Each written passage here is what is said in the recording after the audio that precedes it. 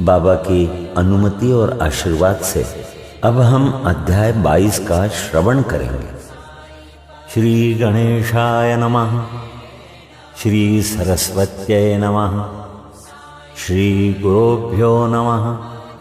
श्री कुलदेवताय नमः।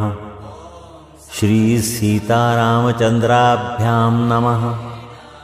श्री सद्गुरु साईनाथाय नमः। इस अध्याय में सर्प विष से रक्षा कथाएं 5 है। श्री बाला साहेब मिरीकर, श्री बापू साहेब बूटी, श्री अमीर शक्कर, श्री हेमाड़पन और बाबा के विचार, इसके बारे में श्रवण करते हैं। अब सुनिए बाबा की सर्प मारने पर सलाह। श्री साईं बाबा का ध्यान कैसे किया जाए। उस सर्वशक्तिमान की प्रकृति अगाध है, जिसका वर्णन करने में वेद और सहस्त्रमुखी शेषनाग भी अपने को असमर्थ पाते हैं। भक्तों की रुचि स्वरूप वर्णन से नहीं, उनकी तो दृढ़ धारणा है कि आनंद की प्राप्ति केवल उनके श्री चरणों से ही संभव है। उनके चरण कमलों के ध्यान के अतिरिक्त उन्हें अपने जीवन के सर्वोच्च लक्ष्य की प्राप्ति का अन्य मार्ग विदित ही नहीं। हेमाड़पन भक्ति और ध्यान का जो एक अति सरल मार्ग सुझाते हैं वो है, कृष्ण पक्ष के आरंभ में होने पर चंद्रकलाएं दिन प्रतिदिन घटती जाती हैं तथा उनका प्रकाश भी क्रमशः क्षीण होता जाता है और अंत में अमावस्या के दिन चंद्रमा के पूर्ण विलीन रहने पर चारों ओर निशा का भयंकर अंधेरा छा जाता है। परंतु जब शुक्ल पक्ष का प्रारंभ होता है तो लोग चंद्र दर्शन के लिए अति उत्सुक हो जाते हैं। इसके बाद द्वितीया को जब चंद्र अधिक स्पष्ट नहीं होता तब लोगों को वृक्ष की 2 शाखाओं के बीच से चंद्र दर्शन के लिए कहा जाता है और जब इन शाखाओं के बीच उत्सुकता और ध्यानपूर्वक देखने का प्रयत्न किया जाता है तो दूर क्षितिज पर छोटी सी चंद्र रेखा के दृष्टिगोचर होते ही मन अति प्रफुल्लित हो जाता है। इसी सिद्धांत का अनुमोदन करते हुए हमें बाबा के श्री दर्शन का भी प्रयत्न करना चाहिए। बाबा के चित्र की ओर देखो, आहा कितना सुंदर है। वे पैर मोड़ कर बैठे हैं और दाहिना पैर बाएं घुटने पर रखा गया है। बाएं हाथ की उंगलियां दाहिने चरण पर फैली हुई हैं। दाहिने पैर के अंगूठे पर तर्जनी और मध्यमा अंगुलियां फैली हुई हैं। इस आकृति से बाबा समझा रहे हैं कि यदि तुम्हें मेरे आध्यात्मिक दर्शन करने की इच्छा हो तो अभिमान शून्य और विनम्र होकर उक्त 2 अंगुलियों के बीच से मेरे चरण के अंगूठे का ध्यान करो, तब कहीं तुम उस सत्य स्वरूप का दर्शन करने में सफल हो सकोगे। भक्ति प्राप्त करने का ये सबसे सुगम पंथ है। अब एक क्षण श्री साईं बाबा की जीवनी का अवलोकन करें। साईं बाबा के वास से ही शिरडी तीर्थ स्थल बन गया है। चारों ओर से लोगों की भीड़ वहां प्रतिदिन बढ़ने लगी है तथा धनी और निर्धन सभी को किसी न किसी रूप में लाभ पहुंच रहा है। बाबा के असीम प्रेम, उनके अद्भुत ज्ञान भंडार और सर्वव्यापकता का वर्णन करने का सामर्थ्य किसे है? धन्य तो वही है जिसे कुछ अनुभव हो चुका है। कभी कभी वे ब्रह्म में निमग्न रहने के कारण दीर्घ मौन धारण कर लिया करते थे। कभी कभी वे चैतन्य घन और आनंद मूर्ति बन लोगों से घिरे हुए रहते थे। कभी दृष्टांत देते तो कभी हास्य विनोद किया करते थे। कभी सरल चित्त रहते तो कभी क्रुद्ध भी हो जाया करते थे। भक्तों को उनके मुखमंडल के अवलोकन, वार्तालाप करने और लीलाएं सुनने की इच्छाएं सदा अतृप्ति ही बनी रहती। फिर भी हम फूले न समाते थे। जलवृष्टि के कणों की गणना की जा सकती है, वायु को भी चर्म की थैली में संचित किया जा सकता है, परंतु बाबा की लीलाओं का कोई भी अंत न पा सकता। अब उनकी लीलाओं में से एक लीला यहां दर्शन करें। भक्तों के संकटों के घटित होने पूर्व ही बाबा उपयुक्त अवसर पर किस प्रकार उनकी रक्षा किया करते थे। श्री बाला साहेब मिरीकर, जो सरदार काका साहब के सुपुत्र तथा कोपर गांव के मामलतदार थे, एक बार दौरे पर चितली जा रहे थे। तभी मार्ग में वे साईं बाबा के दर्शनार्थ शिरडी पधारे। उन्होंने मस्जिद में जाकर बाबा की चरण वंदना की और सदैव के भांति स्वास्थ्य तथा अन्य विषयों पर चर्चा की। बाबा ने उन्हें चेतावनी देकर कहा कि जहां तुम बैठे हो वही द्वारका माई। जो उसकी गोद में बैठता है वह अपने बच्चों के समस्त दुखों और कठिनाइयों को दूर कर देती है। ये मस्जिद माई परम दयालु है। सरल हृदय भक्तों की तो वो मां है और संकटों में उनकी रक्षा अवश्य करेगी। जो भी उसकी गोद में एक बार बैठता है उसके समस्त कष्ट दूर हो जाते हैं। जो उसकी छत्र छाया में विश्राम करता है उसे आनंद और सुख की प्राप्ति होती है। तदुपरांत बाबा ने उन्हें उदी देकर अपना वरदहस्त उनके मस्तक पर रख आशीर्वाद दिया। जब श्री बाला साहेब जाने के लिए उठ खड़े हुए तो बाबा बोले, क्या तुम लंबे बाबा अर्थात सर्प से परिचित हो? और अपनी बाई मुट्ठी बंद कर उसे दाहिने हाथ की कुहनी के पास ले जाकर दाहिने हाथ को सांप के सदृश हिलाकर बोले कि वो अति भयंकर है, परंतु द्वारका माई के लालों का वो कर ही क्या सकता है। जब स्वयं द्वारका माई उनकी रक्षा करने वाली है तो सर्प का सामर्थ्य क्या है।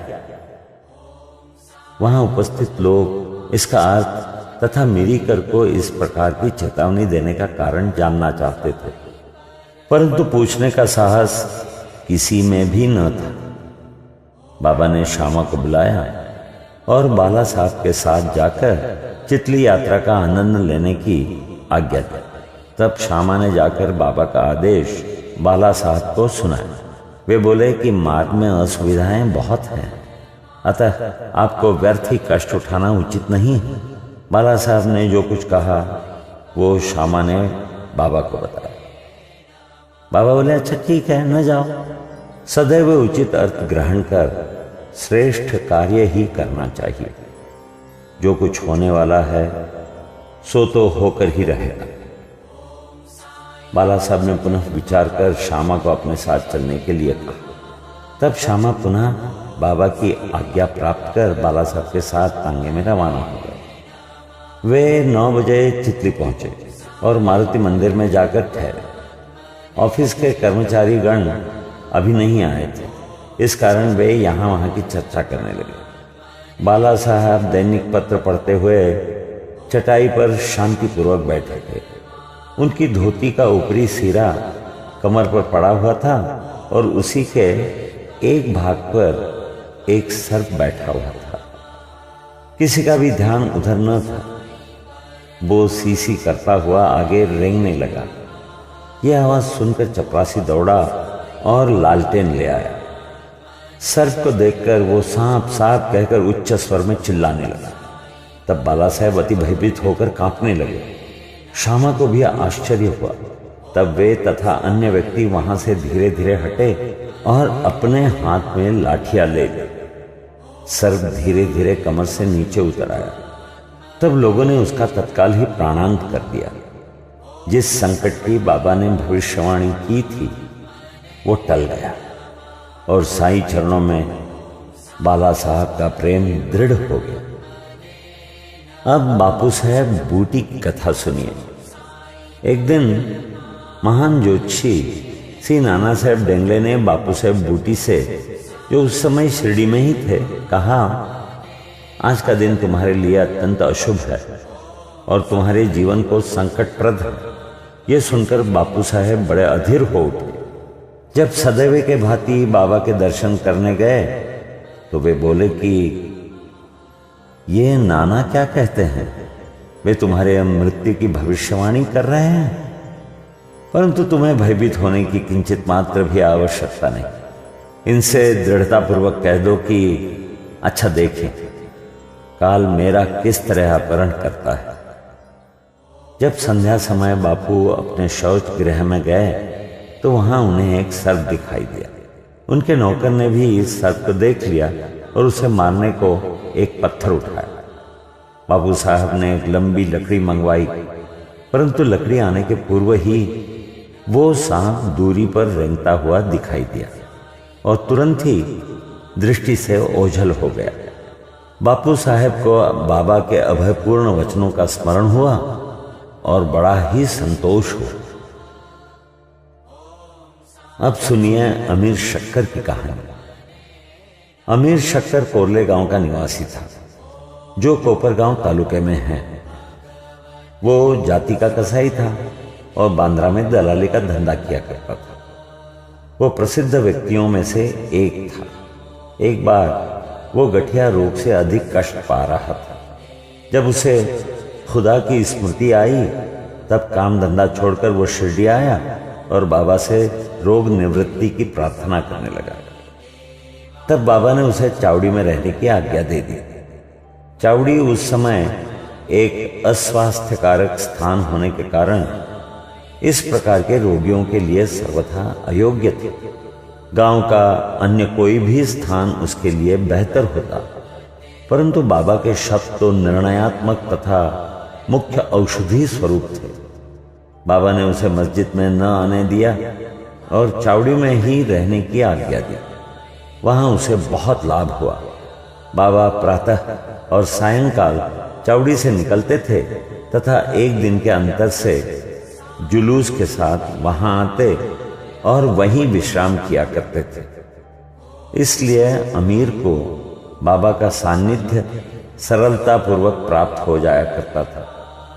अमीर वहां पूरे 9 मास रहा। जब किसी अन्य कारणवश उसका मन उस स्थान से उब गया तब एक रात्रि में वो चोरी से उस स्थान को छोड़कर कोपरगांव की धर्मशाला में जा ठहरा।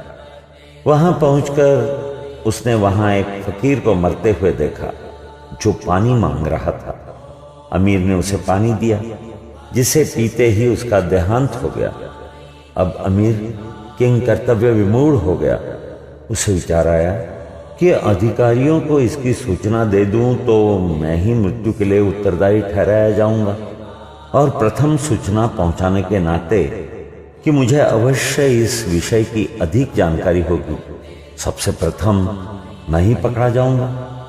तब बिना आज्ञा शिरडी छोड़ने की उतावली पर उसे बड़ा पश्चाताप हुआ। उसने बाबा से मन ही मन प्रार्थना की और शिरडी लौटने का निश्चय कर उसी रात्रि बाबा का नाम लेते हुए पांव फटने के पूर्व ही शिरडी वापस पहुंचकर चिंता मुक्त हो गया। फिर वो चावड़ी में बाबा की इच्छा और आज्ञा अनुसार ही रहने लगा और शीघ्र ही रोग मुक्त हो गया।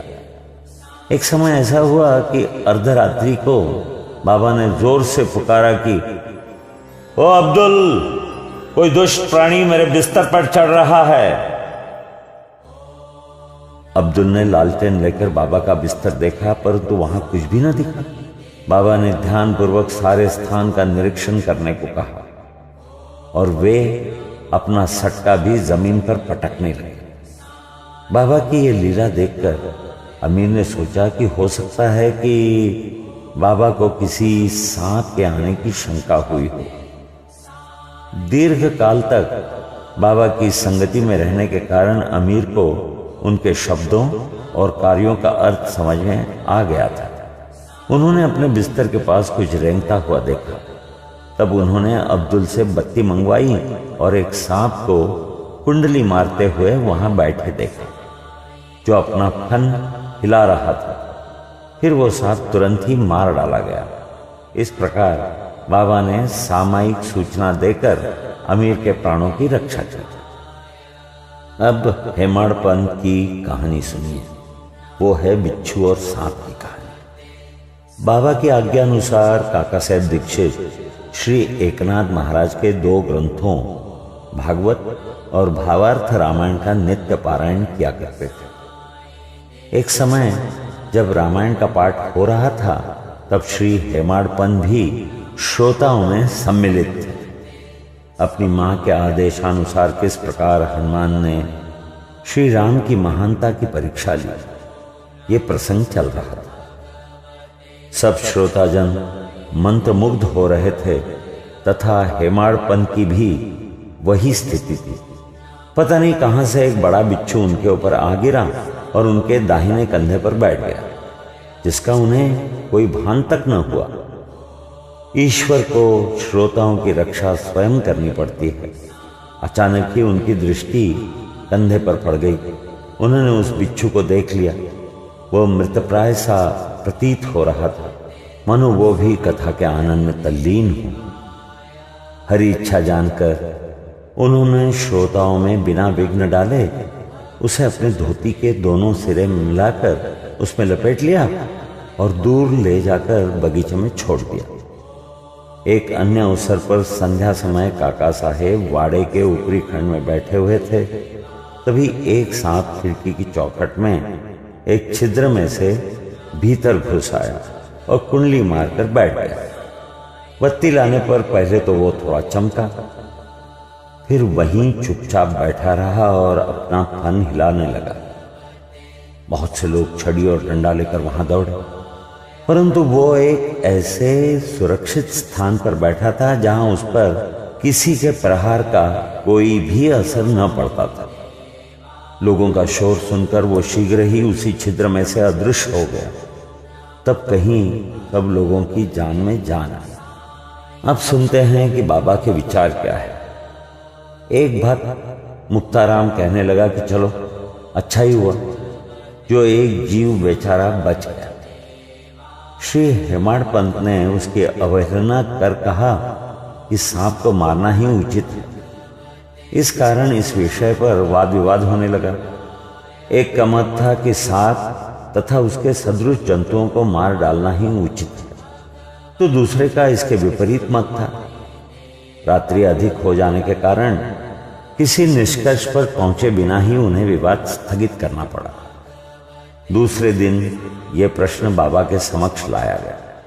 तब बाबा निर्णयात्मक वचन बोले कि सब जीवों में और समस्त प्राणियों में ईश्वर का निवास है। चाहे वो सांप हो या बिच्छू, वे ही इस विश्व के नियंत्रण करता है और सब प्राणी सांप बिच्छू इत्यादि उनकी आज्ञा का ही पालन किया करते हैं। उनकी इच्छा के बिना कोई भी दूसरे को हानि नहीं पहुंचा सकता। समस्त विश्व उनके अधीन है तथा स्वतंत्र कोई भी नहीं है। इसलिए हमें सब प्राणियों से दया और स्नेह करना चाहिए। वैमनस्य या संहार करना छोड़कर शांत चित्त से जीवन व्यतीत करना चाहिए। ईश्वर सबका ही रक्षक है। यहां अध्याय 22 समाप्त होता है। श्री सद्गुरु साईनाथार्पणमस्तु। शुभम भवतु। सप्ताह पारायण तृतीय विश्राम। ओम श्री साईनाथाय नमः। अध्याय 23 प्रारंभ। बाबा के आशीर्वाद और अनुमति से अब हम अध्याय 23 का